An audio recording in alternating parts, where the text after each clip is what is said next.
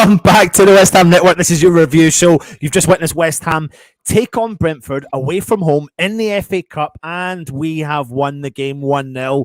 Matt, talk to me, mate, about how important that result is. Well, I think Epic just summed it up. That his job's been saved by the player that he doesn't like. Yeah. It was one of them, you know what, I'd rather have seen it in the league last week, personally, than the cup this week. Of course you would, yeah. It was one of them where it wasn't pretty watching. It wasn't the best game to watch. But defensively, we looked a lot better as a collective. Few individual mistakes. Still, for the most part, lacking that inventiveness on final ball in the final third. But a wonder strike from Benny's bought us a ticket to the next round. It really has, mate. And I tell you what, though, even away from the fact that we've been bought a ticket to the next round, which is obviously what we want to achieve and get into, you know, before the game, people's mindsets were a little bit different when it came to the FA Cup. It was like priority the league, priority cup, whatever. You know, when myself and Russ did the show, we were talking about how would Moyes treat this game. If you go by the last couple of seasons, Moyes would have wanted momentum. How many times have we spoke, Matt, when we do all these shows, and we always talk about keeping up positivity, keeping up momentum, and if, in theory, you know, the draw at Leeds, the win against Brentford, by no means, I'm not saying this is fantastic. This is us, you know, in theory, it could be at the level of paper and over the cracks as well. But the big but to this whole process is that we've won the game. The positivity sets in. There are positives we can take from that. And we've won away from home. Yes, it's the FA Cup. We've put a strong team out as well, which a lot of people probably didn't expect, but we did, mate. And it served its purpose. And fingers crossed now we can progress the point at Leeds, the progression in the Cup into the Premier League next weekend. Surely that's got to do us a world of good. I'm not saying it will guarantee it, but surely it's going to do us a world of good, mate. It's building blocks. You know, we stopped the rot at Leeds the other night. We got a point. Yes, it's a cup game and not a league game, but it was a Premier League team. We made 4 changes. They made 7, but they didn't put reserves out. They didn't put the kids out. They put what would probably be their subs usually started. Yeah, you know, so it weren't poor players by any stretch of the imagination. They were still decent players. Yeah. And they made it a hard game, but like you said, it's building blocks. So you stop the rot, you get the draw, then you go to, like you said, I think I said it as well. I was like, you know what, been off the cup game, we don't need to worry about it. It's not important when we're in the position we're in. But like you said, from a Moyes perspective, and now retrospectively looking back at it, he probably made the right decision putting more players out. And I think that's the key element here. But that's the key part here, though. Mentality, you know, mentally. But he said they're going to go into training on Monday and they're not going to be disheartened and disappointed and mentally drained for once. They're going to come in being like... But it does, though, mate. It takes that away. I'm not saying it necessarily nips it in the bud, right? But I'm trying my best to be, you know, judge the game as we saw it, be critical where we can need to be, but try to be neutral in my opinion on the game. You know, forget the situation, or no, you can't really forget the situation, but just trying to put myself in the shoes of the I don't know how to explain it, mate. I'm all over the shop. I think what I'm trying to say is that the mentality of a victory at Brentford is good. That's positive. Doesn't matter if they've made 7 changes. Yeah. You're saying take the context of the opposition away. The fact of the matter is, I don't think we've won. I don't know when the last Europa League game was. But we haven't won in the league since October. Yeah. Right? We haven't won this side of the World Cup. And I'm pretty sure we lost the last 3 games going into the World Cup. You know, I just want to get that. We haven't. I just want to get that kind of. I don't think we've won since the back end of October. The last game we won in any competition was the Conference League last game against FCSB 3-0. Back in the 3rd of November. The last game we won in the Prem, Bournemouth. Premier League was the 24th of October against Bournemouth. Yeah. So we haven't won in about 3 months. Yeah. So regardless of what the opposition is, Moyes probably got it right from a mentality standpoint, a mental attribute of get the win. It's still Premier League team. Mm-hmm. It's still Premier League players. And the boys now don't go into training on Monday thinking, oh, for fuck's sake, it's another loss, another point drops. They can go into it going, in the space of 3-4 days, we play Leeds away and Brentford away. Mm. We got a point away at Brentford. Sorry, we got a point away at Leeds, and then we won away at Brentford in the Cup, win the next round. And you scored 2 goals away from home, you got a point. And then you played away from home in the Cup game. You won one. You scored a goal. You won, and you got a clean sheet. When was the last time we had a clean sheet? Probably that FCSB game. So it is. It's not going to turn anything over overnight, but it is building blocks, and like Epic said, that probably saves his job for another. How long? Well, let's talk about David Moyes' team selection. We all saw the team out there, pretty strong West Ham side for us today. Paqueta included. Rice included, Souček included. Whether you think that's a strong selection or not, that seems to be the trio of players that he's going to be going with in the middle of the park moving forward.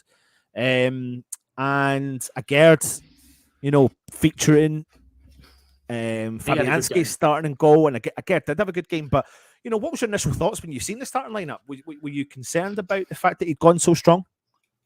As I said, part of me was surprised.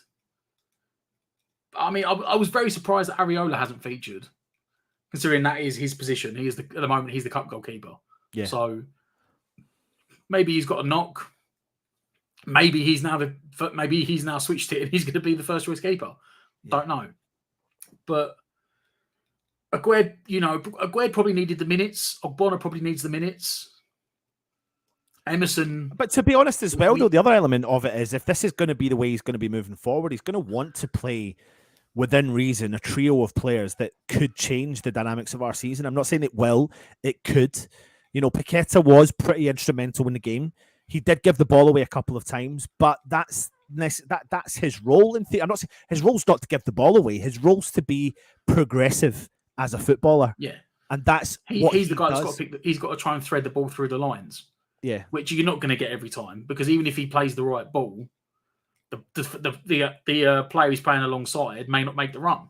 Yeah, I said it in the first. I think it was in the first half that in the end Paqueta gave up trying to thread through balls because no one was making the run for it, and in the end he made the run himself for Souček to try and find him. Souček just got the pass wrong, but yeah. You said if it's going to be this way going forward, then you need to try and get some of the players bedded in.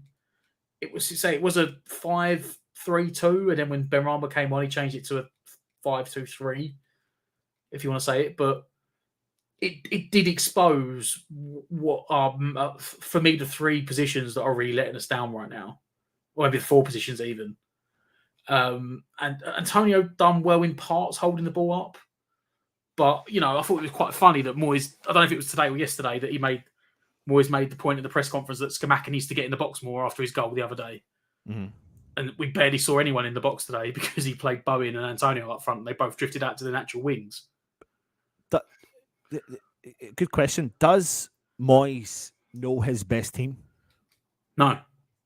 I don't think he knows his best 11. I don't think he knows his best. He doesn't really know his best 11, nor does he know his best setup. No. Either his formation. He's still trying, and that's one thing. He's still trying and testing to make these players fit and make it gel. Yeah, he's trying to get all his best players in, but you can't. It sounds stupid, right? But the point of having a team of 18 players, like 18 first choice players, is that on any given week you can chop and change it slightly, maybe to match the team you're playing against, maybe to give you a different edge. But Moyes actually doesn't know what that's. If we go on paper and we say, I know what my team would be, right? Mm-hmm. I'd probably play like a 4-3-3 and I know who would be in it. Moyes doesn't know. And every week he's now trying to work out what works and what doesn't. I'm happy with the midfield in the sense that we finally went for that 3 with Rice sitting in front of the back defence, and then you had the 2 industrial guys either side of him. I still personally would prefer that second guy to have been Fornals, not Souček, because I think as it's shown today, Souček, and I said to Tommy during the watch along, he's like Bambi on ice. If he has to do anything more than 2 touches, he doesn't know what to do. Yeah. And there was about 3 times in the game that he got his pocket picked in the midfield because he needed to collect the ball on the half turn and turn, or take it and turn and go. And because he had to take it and turn, he got it caught under his feet and got his pocket picked. In the end, the last one, I don't know if it did get him sent off or that was just what the sub was going to be. But the last time he'd done it, they nearly scored. West Ham, I think, Aguerd blocks it out for a corner. We cleared the corner, and then he came off and Benrahma come on. Like, he doesn't... He has the workload, he has the defensive ability, but going forward, or like when we're trying to transition, anything more than touch pass, Souček falters. Well, talk to me for a fit him into it. I mean, listen, before we move on, I'm giving you the chance to come on the show yourself if you want to come on and discuss it. So you've got the option here to dial the number below. If you're in the UK, just dial 0116 318 3846, or if you're international, you dial +44 116 318 3846. The number's going along the bottom. You can come on and have your say. Good 5 minutes. We'll get your point across as well. And on top of that, the StreamYard link is in the chat as well. So if you want to come on and visually be seen, then you can click that and come on and have your 5 minutes say. Matt, Benrahma came off the bench and got a fantastic goal. Yeah, albeit the keeper should have been there or thereabouts. But when you watch the goal back, the only thing I will say about that is that the ball does do... That's what I assumed it had to have been that, yeah. Yeah, 100%. And the keeper had to get that movement. Yeah, it had a lot of movement and the keeper was confused. Now, if you're the Brentford manager and if it was West Ham, vice versa, looking at it, you'd be like, you've got to make a move anyway. You've got to do something. But it looks like it's absolutely caught the guy off guard, 100%. Well, I caught me off guard. I was like, yeah, didn't expect him to shoot from there. And that's probably the other half of it. Is not only did he hit it at the exact right point that he cut across it to get that movement where it's just zigzagged in the air, but he took it early. I don't think the keeper was, because normally the keeper has to set for a save. I don't think he set for it. And the ball starts going to the left. So he goes that way and then it snakes back the other way. And he's like, oh no, I've set to go this way. It's gone the other way. Yeah. But that was probably the highlight. That was the highlight of the game. It was, especially from West Ham's standpoint. For anyone who didn't watch, they put it up near the end. I think there was 17 shots in total in the game from both teams. And it was 2 on target. That sums up the game. It was a game neither team wanted to win, I was going to say. Is that Benrahma's, let me get this right, is that his 5th or 6th goal this season in all competitions? I think he's top scorer. I think he's actually top scorer. He is, yeah. So, I mean, that's going to do him the world of good, mate. And, again, it's giving Moyes something to think about. He knows it. I don't know where the quote come from, but he done a quote the other day and I saw it online. It's a quote from Benrahma and he said, but I feel the love from the fans. I know the fans back me and support me. I don't know if that was almost like a dig at Moyes saying, like, look, the fans know what's going on. Why don't you? And it is right. Like, he's probably saved. He's definitely saved his job for another couple of games. We've got 2 critical games coming up in Wolves and Everton. And if we'd have taken another 3-0 hammering today, he might have got. Especially considering that Brentford put out, half their first team and half their subs, and we put out 2/3 of our first team and 1/3 of our subs. He put a lot of pressure on himself by putting out more first team players than we expected. So Benrahma has really come on. And it looked like, I'll be honest, anyone that watched the game, it looked like it had a 0-0 with a replay back at the London Stadium written all over it, which probably neither team would have wanted. And nobody would have wanted that, especially at West Ham. But we've got the job done now, and that's the main thing. Listen, I love him. I love him to bits. I love Antonio. I really do. He's given West Ham the best part of his career. He's our all-time Premier League goal scorer. 8 years? He's like 8 years service now? Yeah, and he stepped up. Maybe 9 years? Doubted. But, mate, he's been doubted so many times by many a West Ham fan, me included. And each time I've doubted him... Because he's played so many different positions. And it's probably to his detriment. He's bounced back, though, and always proving West Ham fans wrong. There's a but, though.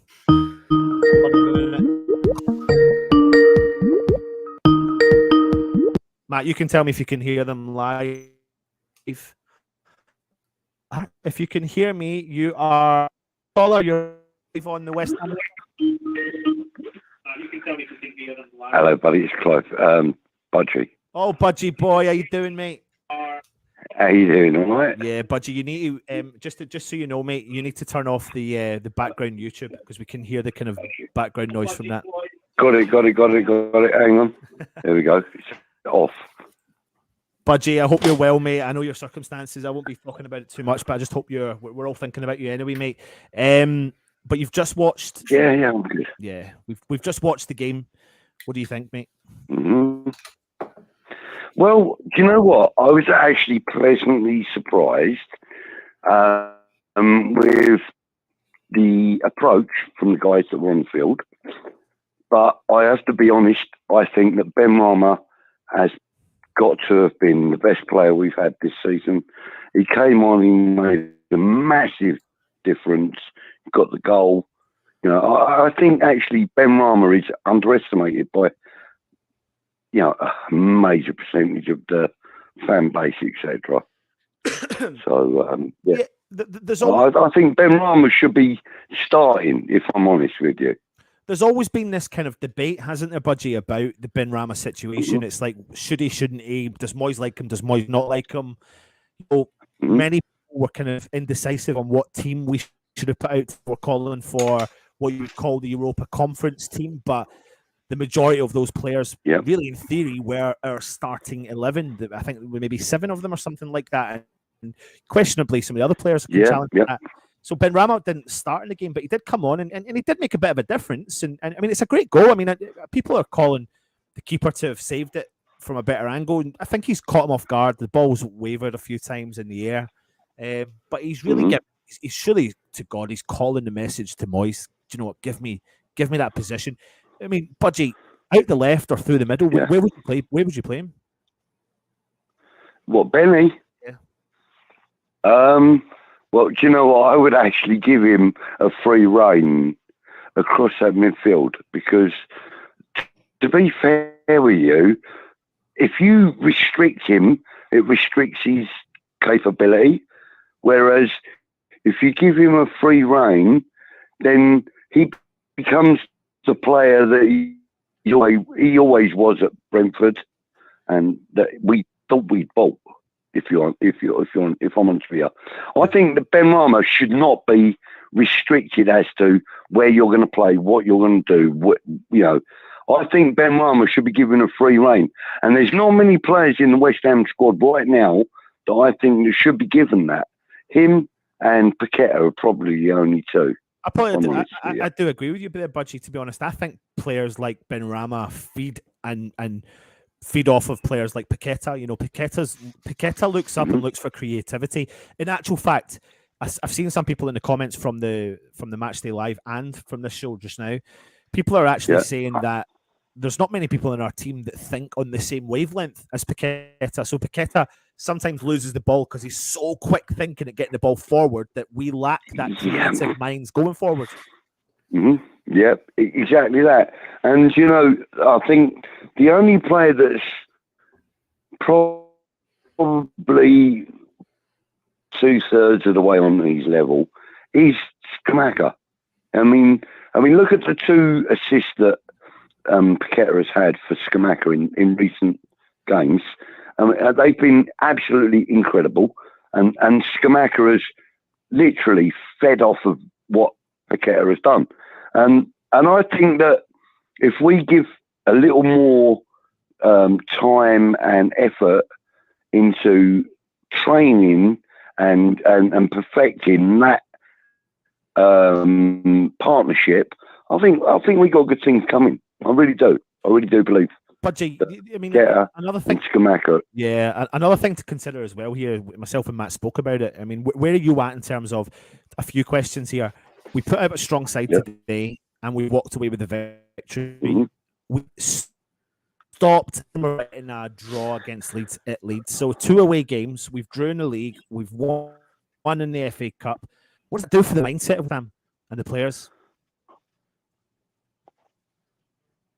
Well, today's win has got to be some kind of positive, surely. The league form that we've had is debatably poor. You know, I mean, I think poor is a minimum of what it's been in the league. But in cup competition, in European competition and stuff, we kind of step up. And that concerns me, if I'm honest with you, because we should be stepping up for the home games and for the league games and stuff. We shouldn't be relying on our cup and European performances to give us the what's the word I'm looking for? To give us the drive that we need. I mean, we need to be performing at club level. Sorry, not at club level, but we need to be performing at league level to be happy with any of our performances. It doesn't matter what we do in the cup. It doesn't matter what we do in Europe. It's what we do in the league, in the Premier League. That's what really matters. And at the moment, we're not doing it.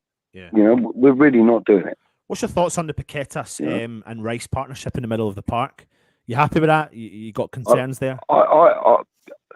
I'm probably 80% happy with that, if I'm honest with you, Anton. Yeah. You know, I think a little bit more training and a little bit more what's the word that I'm looking for? A little bit more understanding from each of the players, and we may just have the perfect scenario. I mean, Scamacca has probably 70% of Paquetá's mindset, whereas, you know, most of them probably miles behind, if I'm honest with you. It's only really Paquetá that's kind of on his mindset. I think that, you know, with the Rice situation, I think that he's capable of playing with anybody in any league at any stage, at any point. I just think that him and Paquetá need to have more of an understanding. Listen, it's not a bad partnership, but it ain't the best, is it? And it could be improved. I think that's to be one of the reasons why we saw both those players play today, to be honest. I think there's an element of this is what Moyes wants to do. So any opportunity he's going to get, he's going to try and put the two players in together to see what they're capable of doing. There's no ifs or buts about it. We're seeing Declan Rice resort back to defending, which is what he does best. He still pushes forward when he knows, but Paquetá is that clever player. Last question for you, Budgie. The Antonio debate, this is what myself and Matt were talking about before I came on. Yeah.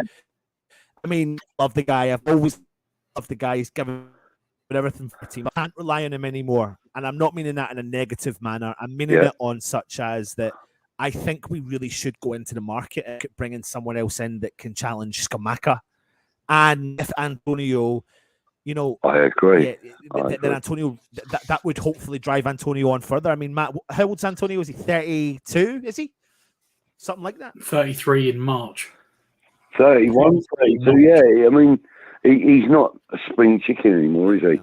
And to be fair, Paquetá, not Paquetá, Scamacca is, what is he, 25, 26, something 24. Like that? Somewhere around 24. There. 24. I mean, listen, the guy's got a minimum of 6 years before he's by, if you know what I mean. Yeah.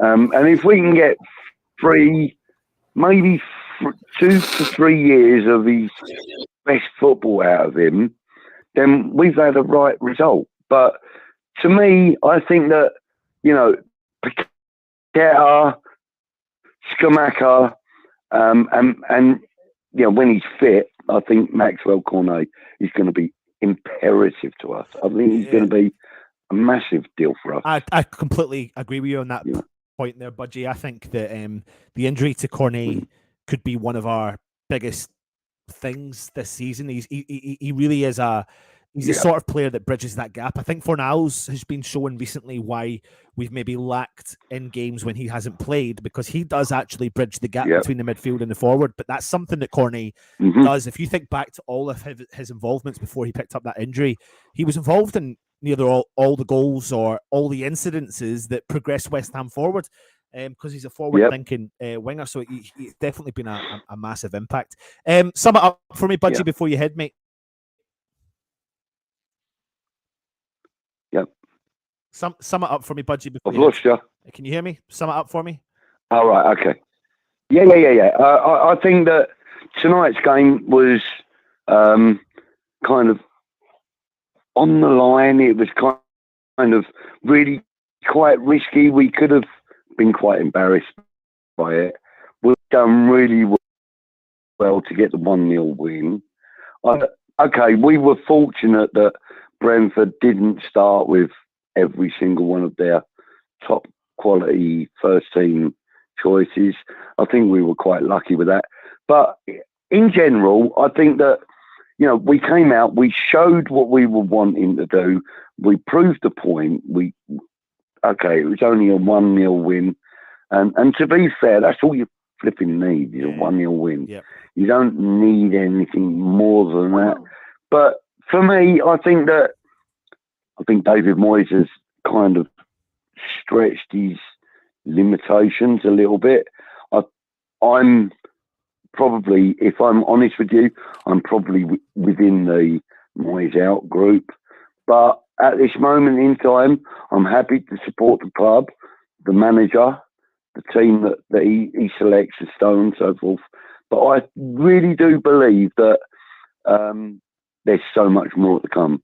Yeah. With the players that we signed in the summer, I think that with the right manager and the right approach, I think we could achieve so much more than we have. Absolutely, Budgie. Budgie, you legend, mate. You absolute legend. Thank you very much for calling in. I hope you're safe, and I'll send you a message out with this as well. Thanks for calling in, Budgie. Bless you. No problem. Cheers, mate. Take care, Matt. Bye. Take care. Lovely to see you. Take care, chaps. Cheers, mate. Be good. Thanks. Bye. Hold in. So if you do me, can you call back in just now, and I'll get you on. I just couldn't answer because it would have cut Budgie off.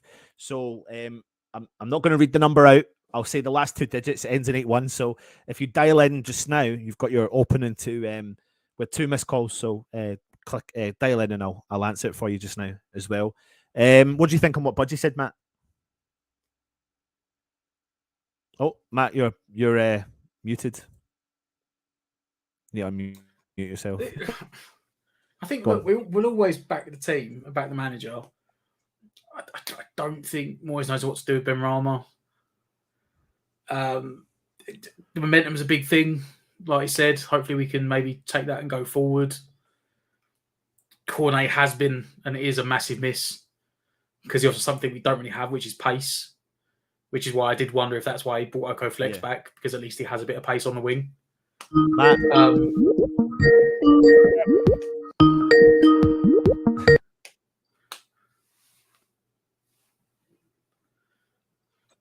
Hello, you're on the West Ham Network. Who's calling? Well, it's just a 15-year-old lad. Just wanted to get on YouTube. Who is it? Oh, is it Jakey boy? Jake. Jakey boy, you made me panic there. How you doing, mate? You okay? You all right? Yeah, not bad, mate. You? Yeah, not bad, mate. Yeah, not bad. Buzzing after that. Needed that, didn't we? Yeah, absolutely, mate. I mean, listen, it wasn't the most of what do you call it? It wasn't the glossiest and most magical, entertaining performance we've ever saw in the world. Well done. It was a victory, and surely that offers us a little bit of positivity in and around the just now. Oh, definitely. Yeah, it's just hopefully given the whole the team, the fans just a bit of a boost, and now it makes that point against Leeds on Wednesday look a little bit better. We've got a point away from home there. We're through to the 4th round of the FA Cup. It just makes things look a little bit better, and hopefully now there's some clear improvements in performances from players today and on Wednesday from Paqueta. I think now hopefully the floodgates can open there, because there's no doubt about it. He's been poor so far, but just getting that goal, just looking a bit better overall. I thought he's looked with a player like Paqueta. Do you see him clicking into gear a little bit now? I know you were just saying that there. I know he got the goal and His performances are gradually getting better. He's looking a bit more comfortable in the team. Do you think this is a turning point for Paqueta? I think so, yeah, because I think he's similar to Benrahma because of the fact is that he's a confidence player. He needs confidence to play well, and I think he's got that with that goal. I thought today he just looks like a bit more physical in that midfield, putting his foot in a bit more, and I think it could be the start of him performing really, really well. And let's hope that's the fact of it.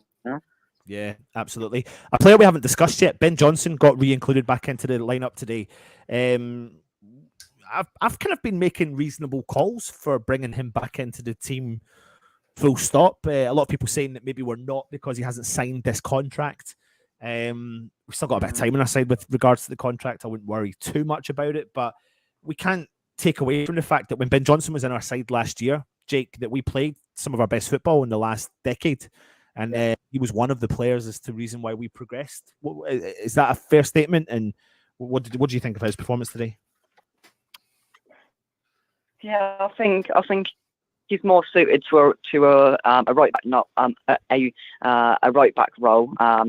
Opposed to a sort of right wing back role. I'm not his biggest fan. I'm not going to lie, but today I thought he did okay. His best role is right back for me, but he didn't make any blinding errors, and yeah, I was sort of calling for him to come back in more as a sort of defensive player there, because Kera has just been having a complete and utter nightmare there as of late, and I thought it was a good time to bring him back in, and yeah, I thought he did okay, and he's certainly been or with that performance certainly performed better than what Kera's been doing for me. Yeah, absolutely. Neil from Down Under's in the chat. He says when Antonio was subbed off, I'd forgotten he was still on the ground after half time, as I can't remember him doing anything.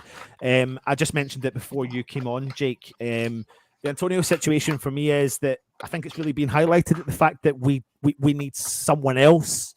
I'm not saying necessarily he needs to leave the club, but I think he needs to be there or thereabouts, but he needs someone to challenge him.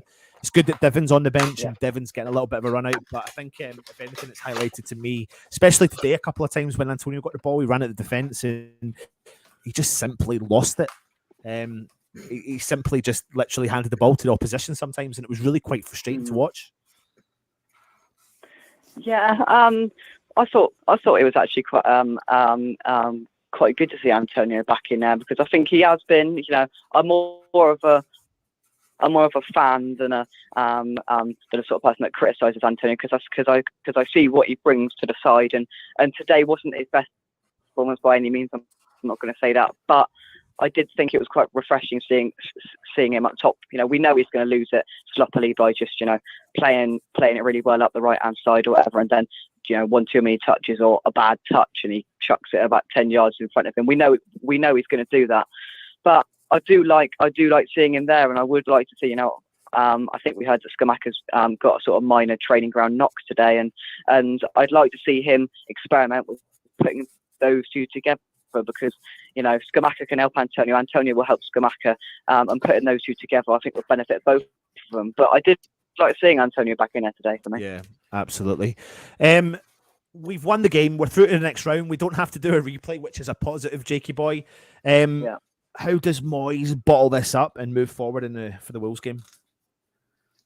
I think he's just got to take it as what it is and go, you know what, I started Souček again, I took him off, I brought Benrahma on, he made a difference by putting in a very, very, very, very good goal. And yeah, he wasn't quite in the corner, but if you don't shoot, you don't score, and we had about 4 shots up until that point, barely any on target. So we had to do something because of that sense, and he bought us that, and he's just got to try and fix together a system and a lineup that's going to work against a Wolves side that can be really dangerous under a new manager. They could be dangerous. Of course, they've got plenty of pace there that we need to try and counteract as well. But you just got to take it out as a point on Wednesday, which you can now take a good result, getting through to the 4th round. Let's get that confidence into that dressing room, and let's put out a positive lineup and try and beat Wolves on next Saturday. Absolutely, young Jakey boy. If anyone doesn't know, young Jake is from a channel called West Ham Unofficial. Go across, check it out, hit the subscribe button on his channel, support it if they can. Of course, when Budgie was on earlier on, he's got a channel called Green Street Elite. He also does a couple of shows on our show, on our channel, the West Ham Network as well. Jakey boy, thank you very much for joining us, mate. And myself and Matt will go off and have a little chin wag about the rest of the game. No worries. Thank you very much, boys. Speak to you later. Lions. Matt, we will resolve the issue about when you can hear him, but he can't hear you when you talk. So we'll get that resolved moving forward. Listen, we don't really need to go on too much more about it. We've had a couple of callers in, which has been really good. Tomorrow, make sure you do join us. We'll have the 5 things you learned about today's game. We'll also have the player ratings coming out tomorrow. Big week for West Ham ahead. Preparation for the big game against Wolves. It's a huge game now, isn't it, Matt? Huge at least game. We're taking positivity into it. Something we haven't had in a long time. Yeah. It's positive. Yeah. We had a draw away and we've won away. Yes, they made 7 subs, 7 changes to their starting team, but we made 4, and they also made 5 subs. They brought basically all the guys they dropped. They brought back in because they made 7 changes, but obviously one of them was the goalkeeper. You're not really going to sub him in the game, and the other one was Ivan Toney, who obviously got injured. So the other 5 guys that basically didn't start against us all came off the bench.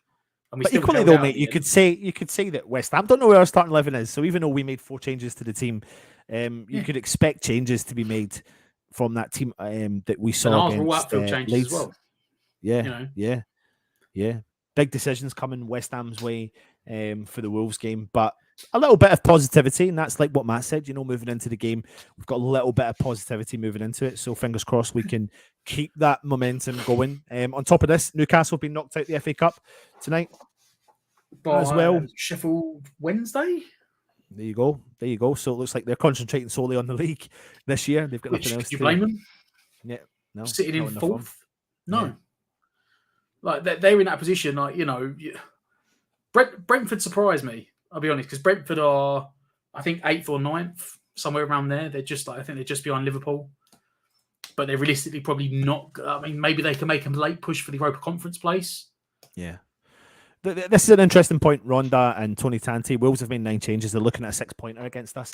I think I said on one of the streams when I joined Russ earlier on in the Matchday Live, you're kind of damned if you do and you're damned if you don't. If Moyes had put out a second-string team, his conference team, and West Ham got beat, it would have been criticised big style. But his mindset from last season, if he's trying to emulate what positivity he had from last year, Matt, how many times did we say it?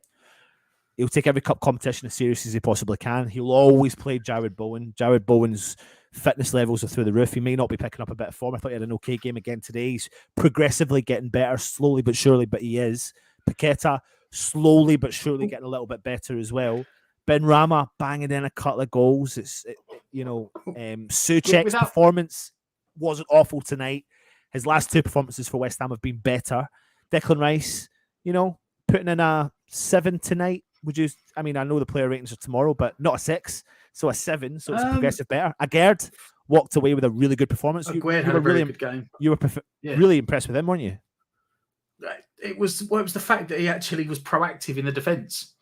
It wasn't just pass it on to the fullback. I think he tried that at the start of the game a few times, and Emerson he isn't comfortable with his back to goal, Emerson. Yeah. I think as a fullback, he wants to be running forward. And they were quite good at marking out the wings. I think they play the wings, don't they, Brentford? Yeah. So Aguirre sort of used that as a dummy a lot of the time. It was like, let the attacking winger go mark Emerson, and I'm just going to drive through the gap. And he was carrying the ball 30, 40 yards like over the halfway line, and then playing it into the feet of like Bowen or Antonio. Yeah. No, Souček wasn't awful. Souček wasn't awful, question mark. Should have went to Specsavers Anton from Neil from Down Under. I mean, let me kind of justify this a little bit, Neil. I get it. I want to see Downs. I do. I really do. I'm just trying to take a little. I want to see Fornals there. Well, I want to see. I would take see Fornals as well. I want to see Fornals there. Yeah, what I would say is I said it during the thing is that Souček's now. I think I've narrowed it down to Souček cannot do more than a 2-touch thing. Yeah. If you play it into him and he's got the time to take 1 touch and pass it off, he's fine. I think he actually... Anything more than that, he overthinks, he gets stuck. I mean, he should have scored. He missed an absolute sitter during the first half. In the second half, start of the second half. Emerson done well and smashed it wide. I think we lost Anton. I think Anton's crashed. But anything more than a 2-touch. Oh, there we go. He saved himself on his phone. Matt, you have to remove me from the other screen because my laptop has just literally died live on the screen. That's it. There we go. What were you saying there? I said Souček. Like, if he has more than 2 touches, he's struggling at the moment. He overthinks. He panics. There's a couple of times in the midfield where you needed like a couple of touches to play the ball on, move it about, and he got his pocket picked. Should have scored. He took the ball off Bowen's feet and missed an absolute sitter from like 4 yards. But he is starting to be put forward. Moyes is almost like now hit panic stations and gone. Even maybe if outwardly to the media, he's like, no, we're not worried. Quite evidently, within camp, he's gone. Words have been had because Rice is now just sitting, and Souček is trying to get back to that, making late runs into the box. Yeah. But in the game today, it was sort of you had Paqueta and Souček both doing legwork either side of him. If you're going to do that, that's why I said play like a Fornals there, because you'll still get that energy, you still get that uppity and the defensive stuff as well. But then he's still got the defense. He's still got the technical ability going forward, which Souček is severely lacking. Like it's worrying that having taken him out of the single system that suits him, you can see what sort of flaws there are in his game. Yeah, absolutely. Right, Matt, we're going to call it quits because I am having technical difficulties left, right, and centre here. If you're new around here, please make sure you do subscribe to the channel. It's been, listen, at least we've walked away with a victory tonight. I know there's an element of papering over the cracks. I get that, 100% get that. But like Matt said, we're going into the Wolves game with a little bit of positivity, so we need to keep it like that as well. Join us tomorrow morning where we'll have the 5 things we learned about this victory in the FA Cup. But we are through to the 4th round, so it'll be interesting to see who we get in the next part of the draw as we prepare ourselves now for Premier League duty against Wolverhampton Wanderers next weekend. Join Russ for the player ratings also tomorrow. I believe the player ratings are tomorrow. Maybe they're Monday. I'm not sure. But keep your eye on the channel. Subscribe, hit the thumbs up, and of course hit the bell notification. Matt, final words from you, mate. As I said, you know what? Was it first win since the 3rd of November? Win's a win. Right now, we need any win we can get. 1 win in 8. You know what? It's a win. That's the only thing. The only thing I would take is that we somehow kept a clean sheet, and at least look, any walk of life, you get mental. You can have highs and lows, and at least this week they're going into training having gone. We've played 2 games away from home in 4 days, and we got a win in the cup and a draw away at Leeds. There's positivity. There's something to look at positively to get a grip of and try and build on. I tell you what, if you do watch the channel, you notice that Matt's very rarely positive. So take that one on the chin, soak it up, put it in your locker, and keep it for next week. Thanks for watching. Stay safe, everyone, and of course, come on, you Irons.